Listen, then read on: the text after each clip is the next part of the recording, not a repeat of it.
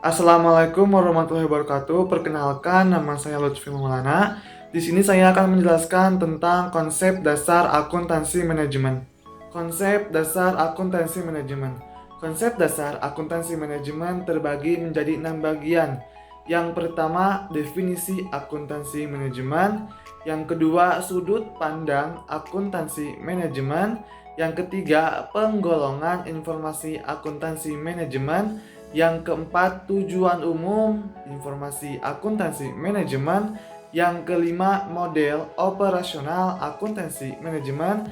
Dan terakhir, proses manajemen. Definisi akuntansi manajemen. Bagian dari akuntansi yang berhubungan dengan identifikasi, pengukuran, dan komunikasi informasi akuntansi kepada internal manajemen yang bertujuan untuk perencanaan proses informasi, pengendalian, dan pengembalian keputusan. Sudut pandang akuntansi manajemen dipandang dari dua sudut pandang. Yang pertama, sebagai suatu tipe akuntansi yang dimana merupakan pengolahan informasi keuangan yang digunakan untuk menghasilkan informasi keuangan bagi kepentingan pemakai internal organisasi dalam melaksanakan fungsi perencanaan dan pengendalian.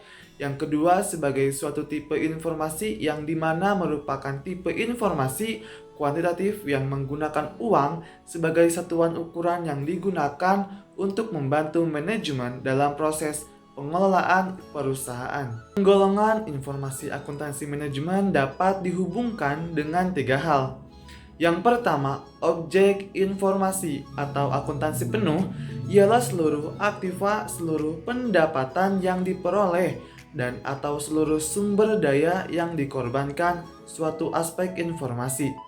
Alternatif yang akan dipilih atau akuntansi diferensial ialah taksiran perbedaan aktiva, pendapatan, dan atau biaya dalam alternatif di tindakan tertentu dibandingkan dengan alternatif tindakan lain.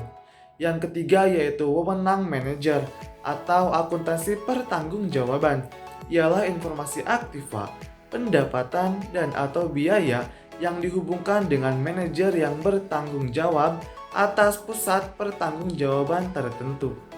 Tujuan umum informasi akuntansi manajemen yang pertama yaitu menyediakan informasi untuk perhitungan biaya, jasa, produk, atau objek lainnya yang ditentukan oleh manajemen. Yang kedua, menyediakan informasi untuk perencanaan, pengendalian, pengevaluasian, dan perbaikan berkelanjutan. Yang ketiga, menyediakan informasi untuk pengambilan keputusan.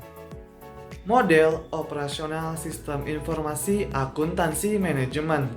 Yang pertama, masukan terdiri dari kegiatan ekonomi, data operasional, data keuangan. Kedua, proses terdiri dari pengumpulan, pengukuran, penyimpanan, analisis, pelaporan, pengelolaan. Yang ketiga, keluaran terdiri dari laporan khusus, laporan profitabilitas produk, profitabilitas pelanggan, kinerja manajer. Lalu dari laporan tersebut digunakan untuk pengguna internal manajemen untuk perencanaan ulang. Proses manajemen.